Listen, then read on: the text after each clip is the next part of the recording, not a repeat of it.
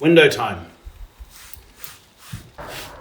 As we've said, this building is being either moved or deconstructed, and our hope is that people will get inspired by the potential of all this woodwork.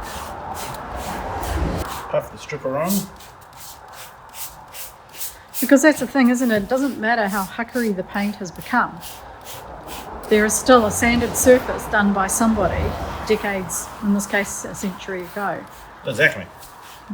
And it's still sanded. They put some tongue groove in, which is actually quite good for our filming because we often have problems with the light glare. So we're just going to put this on, putting it on quite thick to really get it in there. And again, because it's so old, it's going to be baked, it's probably have lead there as well and all sorts, so we'll see what we see. So we'll keep it wet probably for 20 minutes, half an hour, to see how long it needs. So see you soon. Well, there's my diamond in the rough. Hey. I actually like a bit of that sort of thing left. It tells its story. When you buy furniture, that they do that too. They distress it with chains and stuff, and then they whitewash it. So that already comes ready made. So if you're stripping for painting, you could have gone on earlier with your primer. We've cleaned up our mess, the controlled mess. Yeah, look at down there. It is. People often again ask us about toxicity and stuff, and the reality is it's the stuff you're taking off that's toxic. That's the stuff that's going to do the drama. So there's no dust, there's no vapor. It's all been collected, and you just go to your local council and they have a place where you put this sort of thing. This is ready for any finish. You don't have to sand, because the flusher that I use, the blue one, that's job is to rinse away residues and leave the surface clean, dry and absorbent, which is what we want for a new finish. So this is ready for anyone's finish, unless you decide you want to prepare it further. So I'm going to now talk about a different sort of finishing system. We've got a product called moisturizer, and it's a moisturized finish. Here's a picture of me. Can you see that? It's important to see me. And that's our moisturizer. So this is a blend of gums, oils and waxes and all sorts of things I'm not going to tell you about. Get ourselves a clean brush, moisturizer in there. It's a non-toxic finish. So none of the ingredients mix with water. Now it doesn't matter that it's humid as here. We've been having rain and sun all day, and what's happening is the sweat's dripping and all that, and that would upset most finishers, but with this it doesn't matter. On it goes. You're not being that precious about your brushwork either. Oh, not at all. It's just going to be absorbing into the dry timber. It's getting its first real feed in 100 years. And it's just going to soak in as much as it can. So we're going back to that wet colour we saw when we were flushing it earlier. And you put this on for a couple of days, or you put it on, you leave it for a couple of days, and it's being left on to absorb. It's not being left on to dry. What happens is the wood just drinks what it can. It's a little bit like sort of leather care for wood. You can't over apply it at this point. You can't put it on too thick, because it's just going to drink away.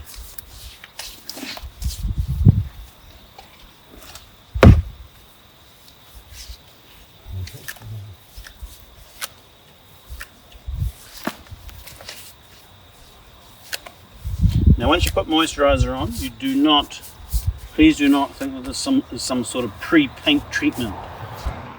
That there says, I'm thirsty for more, so you would put more on. You wouldn't leave it 2 days and give it a buff, which we'll show you later, because it's actually starving there. It actually wants more.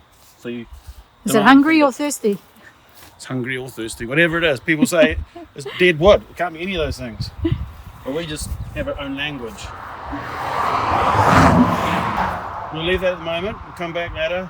This is perfect at the moment. We've got sun's bashing it, heating it, pushing it in. Couldn't want more.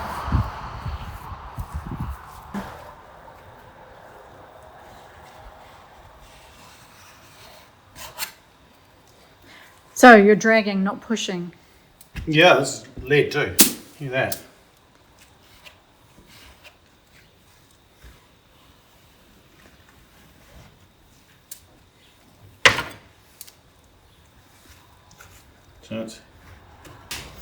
And that's very quickly down to the surface.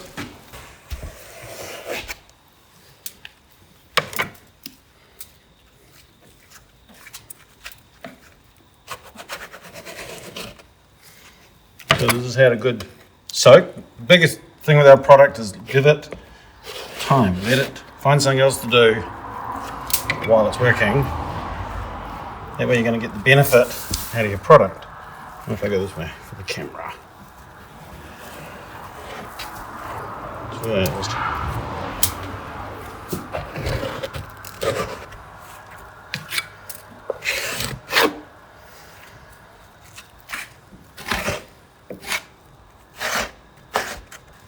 So how long did we leave that soaking for?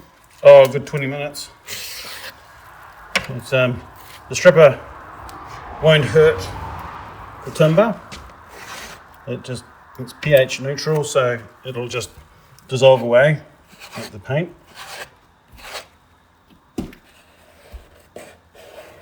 And patience is just a good way of wasting time, wasting product.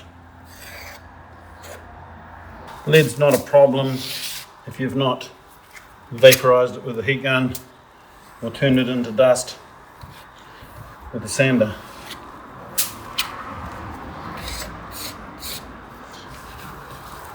People buy an old house and the first thing they seem to do, almost like it's a real estate gift, they have to go out and get a sander. It blows me away because people say, oh, I'm wearing a mask, or he's wearing a mask, but nobody else is. No. Nor is the furniture. It just gets everywhere. It's such a fine dust. If you've got one of those vacuum cleaner things, it's like people have this idea that it's going to get 100% of the dust, and it's just not. Okay. Yes, it's a clever little trick into the rebates. So we've let it get all soft first. If you tack things when they're all hard, you tend to have to push too hard and you slip off. I'll probably slip off now, but anyway. So that's good. So what we do now is we slap a bit more stripper on. And the trigger, always move your hand as you spray. So puff, puff, puff, puff, puff. I never pull the trigger all the way in, just around about a third. Seems to just work better that way. What I'm going to do there is one of my detail brushes and just give that on that curved part where I wasn't able to get in there with a brush earlier, with a blade earlier.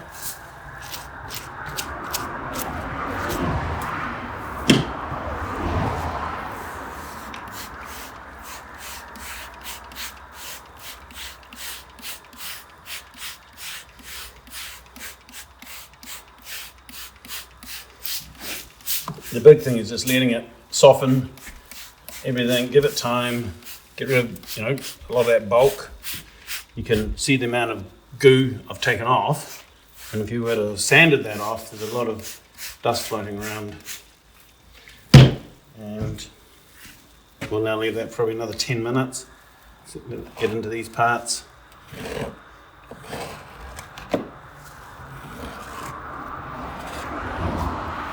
So we'll be back shortly. We'll go on with the wool now. On our guide at part 2, we say put the stripper on, leave it for a couple of minutes and give it a scrub. So we'll see if this gets away with it. Yep. So this is a European steel wool. It's a very, very sharp wool, and it's perfect for this sort of thing. So it's wet with stripper. Now stripper, as we say, it's pH neutral. It's designed to dissolve the old finish. It doesn't damage the timber at all. So we're just giving it a once over to see what we can get off. We'll eventually get everything off, but we want to see how quick we can do it. Get all the slimy, gungy stuff off and go on from there. Lead's a sticky, messy paint, isn't it? Yeah, and when you dissolve any paint, you just want to get it out of the way. So before, when I scooped off all the main stuff. That's obviously saves you a lot of time. So we'll just get rid of that bit. Get ourselves another bit. Our wool comes in one big length, so you just chop it into sizes you want.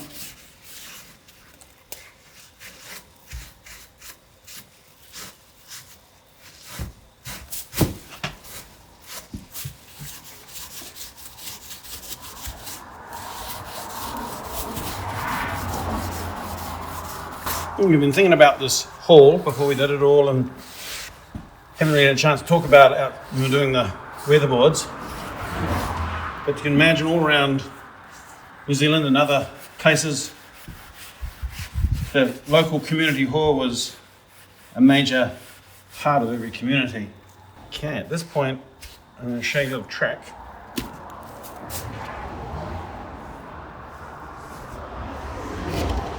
This broad knife of ours, it's got a modification down there with this little saw edge, and it's Put it really next to something dark because it's hard to see on the light. down there. Oh. Yeah.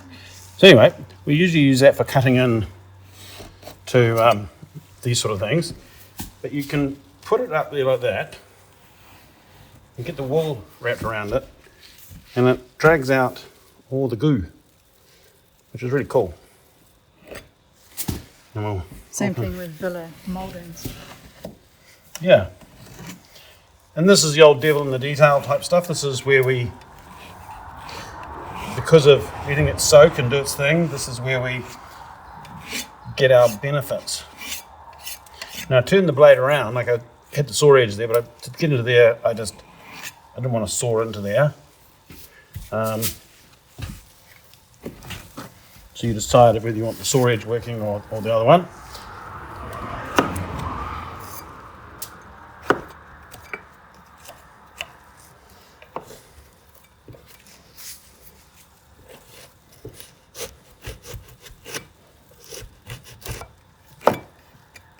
And we'll be getting the wool into there. Another little trick is you open up the wool, put the blade around it, and you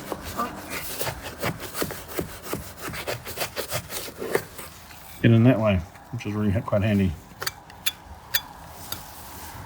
So we're going to be getting more stripper on this and getting in with our brushes,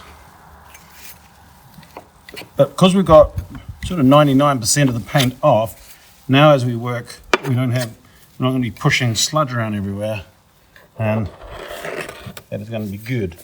This window would normally slide. So this would be the way you'd unglue those paint glued up windows. Totally. People buy an old villa and with these casement sash windows, and none of the windows slide. It's because everybody's used the paint like it was glue. That's a major step forward from the last round. So we've had stripper on first time, took off the main bulk. Then we've gone for more stripper, where we've used the wool. Now more stripper again, and this is going to be getting right into the grain. So we're using it like a strategic strike. Each time we put it on, we have a reason for it. We're not just mindlessly smashing on stripper. And again, we'll give this probably a couple of minutes, and then we're going to get in around here with our brushes and see what it is. And we're just slowly dissolving, removing, until we get back to the sanding that was put there that 100 years ago. So this is a very soft bristle and ideal for carved furniture, that sort of thing. So we're just you just use the tips of the bristle. So it's not a dry strip, is it? No, it's been wet with the stripper from before. What, the brush or the wood? The wood.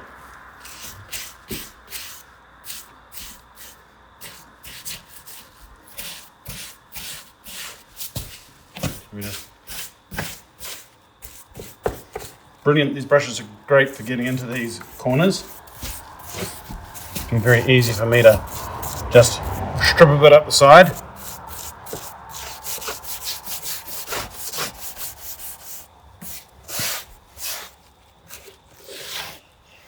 So I'll get a piece of wool.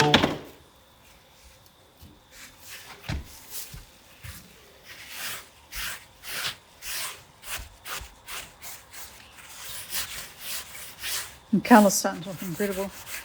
Yeah, this is Kari again. Everything in this haul is Kari.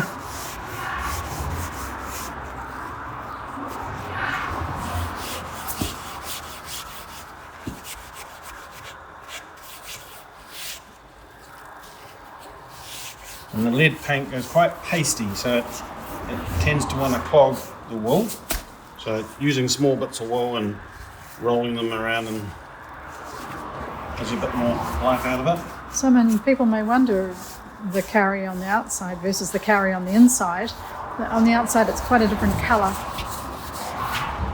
Yeah, this outside on the weatherboard, the paint it was painted on the very first second, and so the white Kari's quite white when it's brand new, and when you're using it in joinery, it often gets stained or varnished, shellacked, and it puts a colouring into it. When you're doing it, if it sort of seems to dry out a little bit, just make sure you give it another puff with stripper, keep it wet. And we sort of cut the wool into small bits, so we're not wasting lots of wool. It takes quite a few little bits to get a metre. So as I said before, we wrap the wool around the blade. Open it up a bit.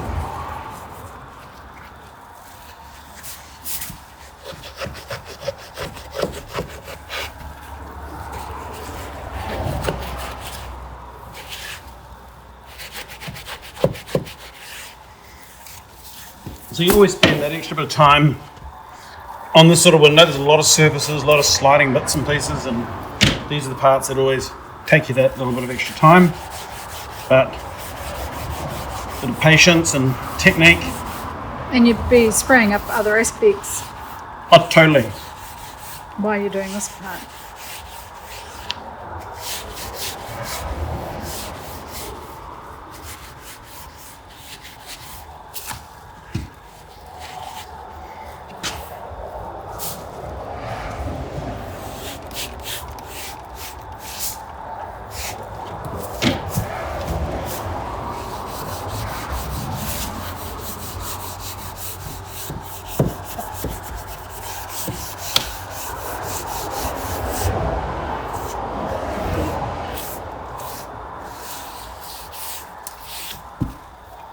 Okay.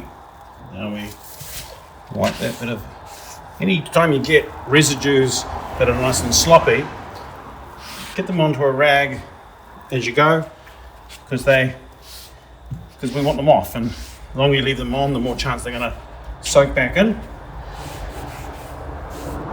We're going to be going on to our flushing stage shortly, and the more of this goo we've been able to get out, well, the less flusher you're going to use, and the quicker the process is too. Part 3, flushing. This is our flusher, the blue one, and even though we've been wiping off the goo as we go, there is residue of stripper and paint in the grain, and so we want to get that out. And if we do that properly, the likelihood is you won't be sanding anything. Well, the likelihood it's huge. Huge likelihood. Because if the wood is in good order, which it is, it was sanded by the person that made it, and this is all about reusing the old sanding. So we're getting into these gaps first with the flusher. So this is a slow drying solvent. We don't mean hours, we mean about half an hour. The reason we use a slow drying solvent is you get more time to work with it. If you use a fast drying solvent, like lacquer thinners or any of those types of things, one, they stink, and they dry so fast they actually drag the residues back into the grain. And it's interesting spraying around a highly flammable thinnery product. So the colour here. I'm going in close so you can see the colour. Ignore the shine. The colour is what this would be if you clear finished it. Aged curry is yummy. Oh, it's just like Scotch whiskey. It is, like an old barrel. Yes.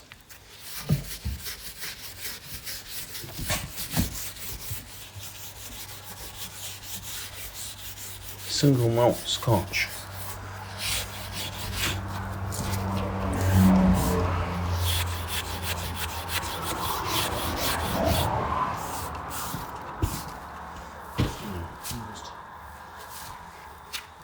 Wipe that off. Now, little trick about wiping.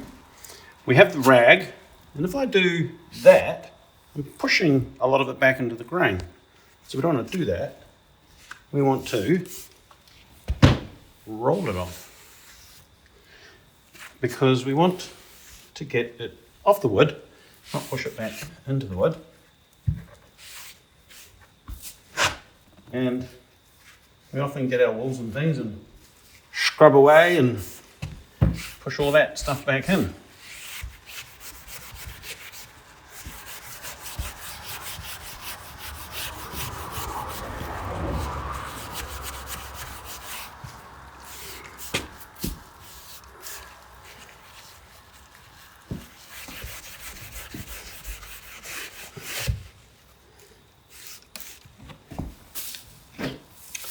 Get ourselves some paint on this corner. Again, the detail brush. Sometimes get the brusher a good old puff, and it helps that part.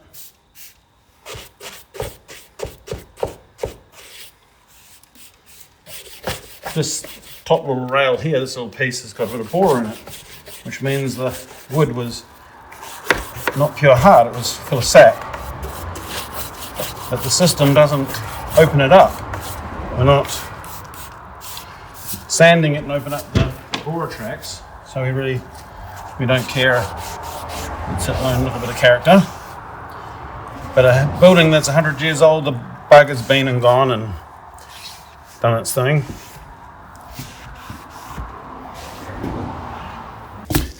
Last part, hopefully. That's what we got over there. This is our grit pad. It's a nylon-y type pad, and it's got actually a very fine grit built in. And we just want to give that a little once over. Why? Just the little grits get into the grain a little bit and just help pull some of the bits out. So this is the last little bit before we put the moisturizer on. Just let it dry.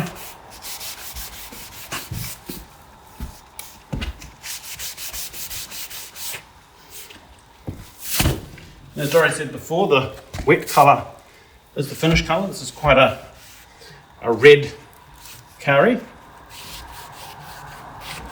So it must have had some treatment when it was first done. That's put that pigment into the grain. But there you are. So we'll let that dry for a bit, and then we'll And silky smooth. Yes. Run your finger over it so we can hear how Yes. smooth it is. So everyone, stick your hand out the camera, screen. Hear that?